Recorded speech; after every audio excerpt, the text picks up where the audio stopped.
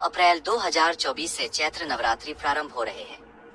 दोस्तों, ये वो नवरात्र हैं जो साल में सिर्फ एक बार आते हैं और ये 9 दिन इन चैत्र नवरात्र के बहुत ही ज्यादा विशेष और महत्वपूर्ण होते हैं। साथ ही में दोस्तों, इन्हीं चैत्र नवरात्रों में किया जाने वाला पंडित जी ने एक ऐसा विशेष उपाय बताया है, जो भी व्यक्ति इस उपाय को करता है उसकी जो भी मनोकामना होती है वो पूर्ण जरूर होती है। दोस्तों, जो उपाय है वो है दोस्तों 9 फूल वाला उपाय।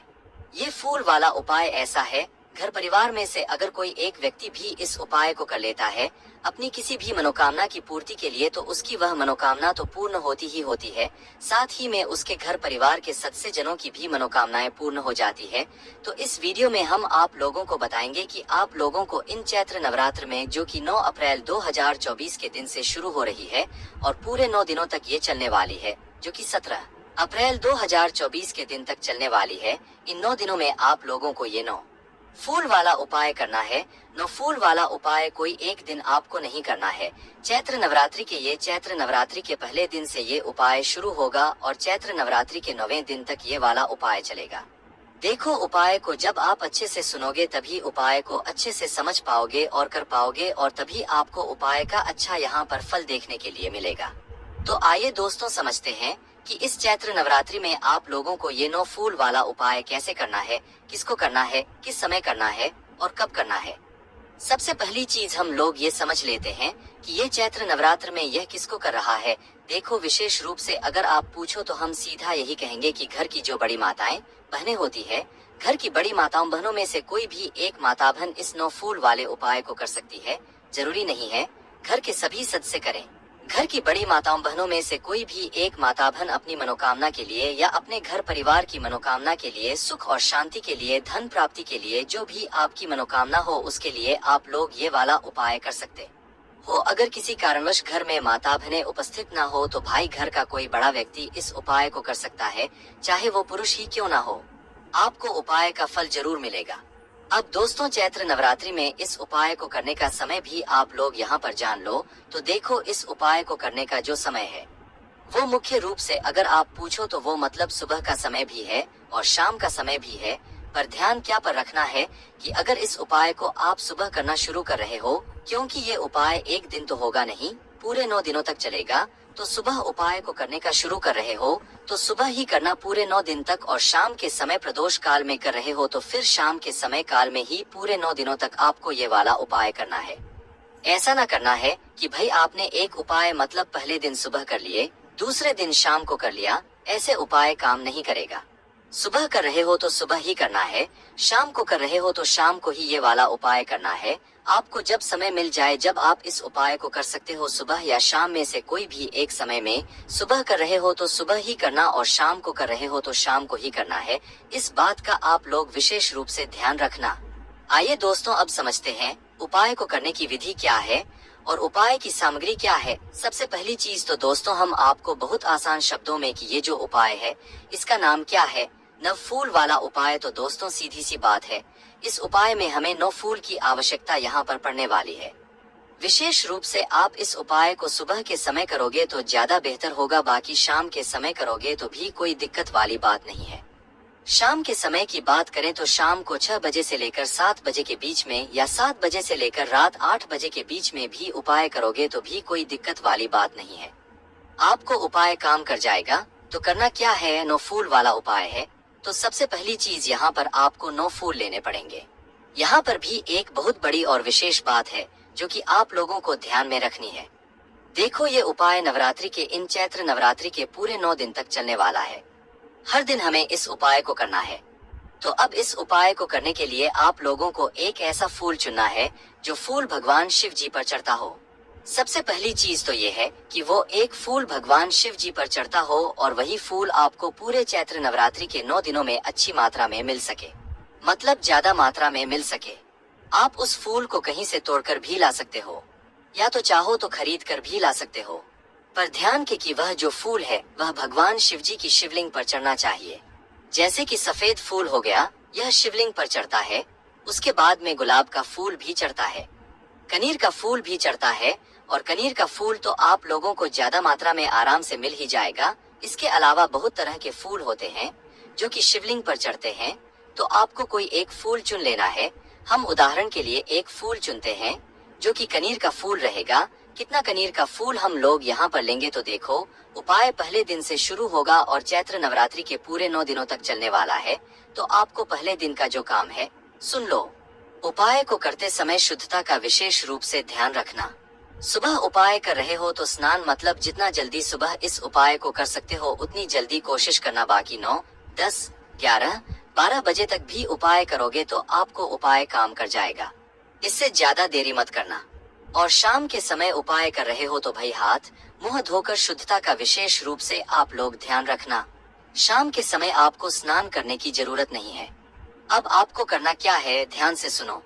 देखो, चैत्र नवरात्रि का जैसे ही पहला दिन आता है, 9 अप्रैल का दिन आता है, तो उस दिन आपको सबसे पहले 9 फूल लेना है। कौन सा फूल? उदाहरण के लिए हमने का फूल लिया है। आपको जो मतलब आसानी से मिल जाए, चाहे खरीद कर लाओ चाहे तोड़ कर लाओ, जो आपको आसानी से मिल जाए और प्रतिदिन ज्यादा मात्रा में मिले, कम मात्रा में ना मिले, ज्यादा मात्रा में मिले, उस फूल को आप चुना। क्योंकि इस उपाय में जो फूल आप पहले दिन इस्तेमाल करोगे उपाय में, वही फूल आपको पूरे 9 दिनों तक उपयोग में लेना है। फूल को बदल नहीं सकते, इस बात का ध्यान रखना है। तो उदाहरण के लिए हमने लिया कनीर का फूल। तो पहला दिन जब चैत्र नवरात्रि का होता है तो पहले दिन हमने कितना का फूल लिए? 9 कनीर के फूल लिए। क्योंकि 9 मतलब 9 फूल वाला उपाय है, तो सीधी सी बात है, पहले दिन 9 कनीर के फूल यहाँ पर लेंगे। 9 कनीर के फूल लेंगे, इसके साथ में एक घी का दीपक भी तैयार करेंगे। देखो, उपाय के साथ में ये घी का दीपक भी प्रतिदिन आपको तैयार करके लेकर जाना है। जो घी का दीपक होगा वह आटे का होगा, मिट्टी का नहीं होगा। मिट्टी का लोगे तो नया दीपक लेना पड़ेगा, इसलिए थोड़ा सा आटा लेकर उसे गोंद कर प्रतिदिन एक छोटा सा मीडियम साइज का दीपक बनाकर उसके अंदर गोल बत्ती रखकर। कौन सी बत्ती? गोल बत्ती जो कि आपके हाथ से बनी हुई हो, किसी और के मतलब बाजार से बनी हुई ना हो या तो कहीं और से ना हो। वो आपके हाथ से बनी हुई तो ज्यादा बेहतर होगा। बाकी बाजार वाली भी रख सकते हो, कोई दिक्कत वाली नहीं है। तो गोलबत्ती रखकर उसके अंदर शुद्ध देसी गाय का घी डाल देना। क्या डाल देना? शुद्ध देसी गाय का घी। जैसे ही शुद्ध देसी गाय का घी आप उस दीपक के अंदर डाल देते हो, ये दीपक तैयार हो जाता है हमारे इस उपाय के लिए। अब देखो, ये तो हो गई उपाय की सामग्री। 9 कनीर के फूल या 9 फूल जो भी आपने लिए हो, उसके बाद में जो है यहाँ पर एक हमारा दीपक। जो 9 फूल आप लोग लोगे वो भी बदल बल के नहीं लोगे। जैसे हमने कनीर का फूल लिया है तो पूरे 9 कनीर के फूल ही लेंगे और दूसरे दिन भी वही कनीर के फूल लेंगे।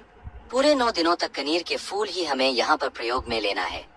तो देखो, ये हो गई उपाय की सामग्री। पर इसके अगर आप भगवान शिव जी की पूजन अर्चना के लिए 1 लोटा जल और जो भी पूजन सामग्री है वो लेकर जाना चाहते हैं, वो बिल्कुल लेकर जा सकते हैं। उसके लिए आपको कोई भी दिक्कत वाली यहाँ पर बात नहीं है। और शाम के समय जा रहे हो तो फिर शाम के समय आपको कुछ अलग से लेकर जाने की जरूरत नहीं है, क्योंकि शाम के समय ज्यादातर जल नहीं चढ़ता है शिवलिंग के ऊपर। तो आप जैसे ही पहला दिन आता है चैत्र नवरात्रि का 9 अप्रैल का, तो भाई जिस भी समय आप इस उपाय को कर रहे हो, सुबह के समय चाहे शाम के समय, अपने उपाय की सामग्री को तैयार करके आप निकल जाना। अपने घर ही के पास में जो शिव मंदिर हो, जहाँ पर शिवालय हो, शिवलिंग विराजे, तो वहाँ पर पहुँच जाना। क्या क्या लेकर पहुँचना? 9 फूल जो कि जो भी आपने चुना हुआ हो। हमने तो उदाहरण के लिए 9 कन्हैया के फूल लिए हैं और जो है एक गोल बाती का घी का दीपक है ना, ये विशेष रूप से उपाय की सामग्री है। इसके अलावा पूजन सामग्री 1 लोटा जल वगैरह वो आप अलग से लेकर जा सकते हो, उसमें कोई दिक्कत वाली बात नहीं है। सबसे पहले आप जैसे ही भगवान शिव जी के मंदिर पहुँचेंगे तो सबसे पहले आप भगवान शिव जी के दर्शन करेंगे, ठीक है। और दर्शन करने के बाद जाते से ही उपाय नहीं करना है, पहले आपको पूजन अर्चना करना है, ठीक है। जैसे कि 1 लोटा जल चढ़ा रहे हो, बेलपत्र, फूल, अबीर, गुलाब वगैरह जितनी चीजों से पूजन अर्चना करना चाहते हो वो पूजन अर्चना कर सकते हो। बाकी जो पूजन अर्चना नहीं कर रहे हैं वो उपाय कर सकते हैं ना। पर मुख्य रूप से हम तो यही कहेंगे आप लोगों से कि 1 लोटा जल कम से कम लेकर जरूर जाना। चैत्र नवरात्रि में भी जल चढ़ाने का विशेष महत्व होता है, ये बात आप सभी लोग पहले से ही जानते हो। तो जैसे ही आपकी पूजन अर्चना हो जाए, पूजन अर्चना करने के बाद आप लोग शिवलिंग के पास में सामने या आसपास कहीं पर भी बैठ जाना और अपने उपाय की सामग्री को निकाल लेना। इसी तरीके से शाम के समय भी करना। शाम के समय जाकर सीधा उपाय मत करने लग जाना, पहले भगवान के दर्शन करना, हाथ जोड़कर उनके सामने धोख देना, उसके बाद में शिवलिंग के पास में बैठ जाना। और कोई अगर पूजन सामग्री को चढ़ाने के लिए हुए हो तो पहले पूजन सामग्री कर लेना, चढ़ा देना, उसके बाद अपना उपाय करना शुरू करना। शिवलिंग के पास में बैठ जाना। बैठने के बाद अपने उपाय की सामग्री निकाल लो। सबसे पहला काम अभी आपका क्या रहेगा कि भाई आपको सबसे पहले अपना वह जो गोलपाती का घी का दीपक है उसको जला लेना है। इस दीपक को जलाने के लिए आप किसी और की माचिस नहीं लोगे, आप अपने ही घर से अपनी माचिस लेकर आओगे। घर पर भूल कर मत आना, यह बात हम आपको याद दिलाते हैं क्योंकि सारे लोग भूल जाते हैं। तो अपने घर से अपनी माचिस लेकर जाना और अपनी माचिस से इस दीपक को जलाना, क्योंकि अगर आपने किसी और की माचिस ली तो भी उपाय का फल उसको भी कुछ ना कुछ मिल जाएगा, ठीक है। इसलिए आप लोग इस बात का ध्यान रखना। अपने माजे से इस दीपक को जलाना है जो आप उपाय के लिए लेकर आए हुए हो, एक दीपक उसके साथ में। अब आप अपने 9 फूल को निकाल लीजिए। अब 9 जो फूल हैं, इनको आपको क्या करना है, भगवान शिव जी की शिवलिंग के ऊपर चढ़ाना है। एक एक करके चढ़ाओगे कि एक साथ चढ़ाओगे? तो देखो, आप इन फूलों को एक एक करके भी चढ़ा सकते हो, एक साथ चढ़ाओगे।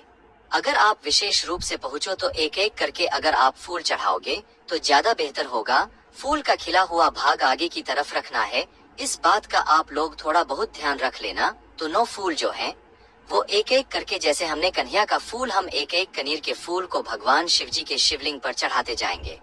बाद में भले ही वो शिवलिंग से जलाधारी पर गिर जाए, पर हमें अपने हाथों से तो शिवलिंग पर ही चढ़ाना है।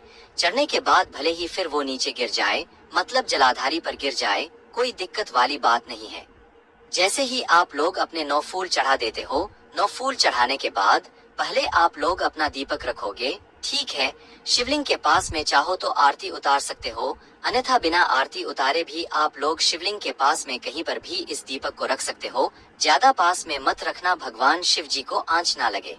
दीपक जैसे ही रखते हो, अपने 9 फूलों को एक एक करके शिवलिंग पर चढ़ाना। जैसे ही 9 फूल हैं आप लोगों के, उसके बाद में इस दीपक को रखकर भगवान से प्रार्थना करना, अपनी वह मनोकामना बोलना जिस मनोकामना के लिए आप लोग यह वाला उपाय कर रहे हो। विशेष रूप से पहले दिन मनोकामना बोलना बहुत ज्यादा जरूरी है, ठीक है। मनोकामना बोलकर भगवान को दूध देकर भगवान से प्रार्थना और विनती करके वहां से उठ जाना और सीधा अपने घर पर आ जाना, यह आपके पहले दिन का काम हो गया है। चैत्र नवरात्रि में अब बात आती है। चैत्र नवरात्रि के दूसरे दिन की, जैसे 9 अप्रैल से चैत्र नवरात्रि शुरू हो रही है, तो 10 अप्रैल को अब आप क्या करोगे, वापस से यही उपाय मतलब करना है आप लोगों को, क्योंकि यह उपाय पूरे 9 दिनों तक चलने वाला है। तो पहले दिन आपने 9 फूल लिए थे, दूसरा दिन आएगा चैत्र नवरात्रि का, तो यही फूल डबल हो जाएंगे, 18 फूल हो जाएंगे। जो फूल आपने पहले दिन लिया था, जैसे कि हमने कनीर का फूल लिया है, तो हम दूसरे दिन कनीर का फूल ही लेंगे। हम बदल नहीं सकते फूल को, है ना, वरना उपाय काम नहीं करेगा। तो हमने यहाँ पर 18 कनीर के फूल ले लिया और एक घी का दीपक तो आपको बनाना ही बनाना है। उस घी के दीपक को तैयार करके शिव जी के मंदिर पहुंच जाना है। जाकर पहले जो भी पूजा रचना है उसे कर लेना है, फिर शिवलिंग के पास में बैठकर अपना घी का दीपक जलाना है। उस घी के दीपक को भगवान शिव जी के शिवलिंग के पास में रख देना है। अपने जो 18 कनीर के फूल हैं, इन्हें भगवान शिव जी के शिवलिंग पर चढ़ा देना है। एक एक करके भी हो, एक साथ भी चढ़ा सकते हो, एक एक करके चढ़ाओगे तो ज्यादा अच्छा है।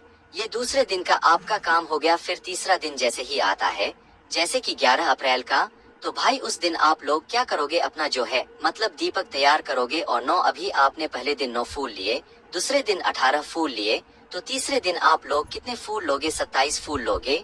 मतलब हर दिन हमें 9 फूल बढ़ाते जाना है। तीसरे दिन 27 फूल लेना है। शिव जी के मंदिर पहुंचना है, अपना दीपक साथ में लेकर पहुंचना है, दीपक जलाना है। आटे का ही और दीपक जलाकर अपने इन 27 फूलों को शिवलिंग पर चढ़ा देना है। ये तीसरे दिन का काम। चौथा दिन जैसे ही आता है, तो चौथे दिन कितने फूल हो जाएंगे आपके, 9 बढ़कर ये 36 फूल हो जाएंगे। तो 36 फूल जो आपने पहले दिन फूल लिया था, वही फूल 36 आप लोगों को लेना है। अपना घी के दीपक को तैयार करना है, शिव जी के मंदिर पहुंचना है, मंदिर में दीपक लगाना है और 36 फूल शिव जी के शिवलिंग के ऊपर चढ़ा देना है। अब आपको कुछ बात समझ आई कि एक 9 का जो पहाड़ा होता है ना, उस 9 के पहाड़े के हिसाब से आपको चलना है। पहले दिन 9 फूल चढ़ाएं, दूसरे दिन 18, तीसरे दिन 27, चौथे दिन 36। इसी तरीके से हर दिन जैसे जैसे चैत्र नवरात्रि का बढ़ता जाता है, तो आपको 9 फूल बढ़ाते जाने हैं और उतने उतने फूल लेकर ही आप लोगों को उपाय को करने के लिए है। और एक घी का दीपक भी आपको तैयार करके लेकर जाना है। पहले दिन से विशेष रूप से मनोकामना बोलना है। हर दिन ज्यादा बोलने की जरूरत नहीं है, मात्र आप लोग विनती कर सकते हो हर दिन। अब जैसे ही दोस्तों चैत्र नवरात्रि का 9वां दिन आएगा, मतलब कौन सा दिन आएगा, मतलब 17 अप्रैल का, क्योंकि चैत्र नवरात्रि पूरे 9 दिन तो चलेंगी। जैसे कि 9 अप्रैल से शुरू हो रही है, तो 9 अप्रैल, 10 अप्रैल, 11 अप्रैल, 12 अप्रैल, 13 अप्रैल, 14 अप्रैल, 15 अप्रैल, 16 अप्रैल, 17 अप्रैल। 17 अप्रैल को 9 दिन हो रहे हैं चैत्र नवरात्रि के। तो जब 17 अप्रैल का दिन आएगा तो इस दिन आप लोग कितने फूल लेकर जाओगे? कुल तो 9 कितना होता है? 81 फूल आप लोगों को पूरे 90 दिन लेकर जाना है, क्योंकि हर दिन हमें 9 फूल बढ़ाकर लेकर जाना है। जो फूल पहले दिन लिया था वही फूल 90 दिन भी आपको लेना है। तो हमने उदाहरण के लिए कनीर का फूल लिया, तो 90 दिन हम लोग 81 कनीर के फूल लेंगे, साथ में घी का दीपक भी तैयार करेंगे और उसे लेकर भगवान शिव जी के मंदिर पहुंचेंगे। दीपक को जलाकर शिवलिंग के पास में रखेंगे और जो 81 कनीर के फूल हम अपने साथ में लेकर आए हैं, इन्हें भगवान शिव जी के शिवलिंग पर चढ़ा देंगे। शिवलिंग पर जैसे ही इन मतलब फूलों को चढ़ा देते हो, दीपक आप लोग रख देते हो। इसके बाद में चैत्र नवरात्रि के आखिरी दिन भी आप अपनी वह विशेष मनोकामना बोलना जो आपने पहले दिन बोली हुई थी। भगवान से विनती जरूर करना, चाहे आपकी धन से जुड़ी हुई समस्या हो, चाहे घर परिवार से जुड़ी हुई समस्या हो, चाहे आपके घर के ऊपर कर्जा हो, चाहे आप लोग किसी भी प्रकार की अपनी समस्या को दूर करना चाहते हैं, तो उसके लिए भगवान से प्रार्थना जरूर करना, अपनी मनोकामना